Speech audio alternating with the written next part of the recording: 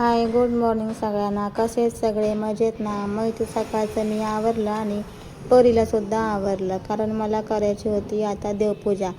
तर असं देवपूजा करायला लागले. तर तुम्ही म्हणता एवढं निवांत कशी काय देवपूजा करायला लागली? परी कुठे गेली?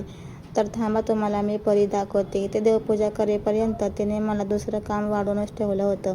हे घरभर असं रांगोळीचा पसारा करून ठेवला होता. मग काय, हे रोजचंच आहे. तिने पसारा करायचा आणि मी आवरायचं. मग घर वगैरे झाडून घेऊन मी अंगण झाडायला घेतले. आणि ही आडवी फळी दिसते ना, हे मी परीसाठीच लावलेली आहे, कारण ती सारखीच बाहेर निघते आणि मातीमध्ये खेळायला लागते.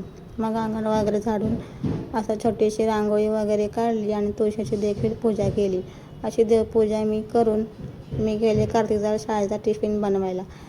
तर ही भाजी, या भाजीला तुम्ही काय म्हणता? मी म्हणते ह्याला डाळ कांदा. आणि ही भाजी कार्तिकला खूपच आवडते. अगदी रोज दिली ना तरी चालेल.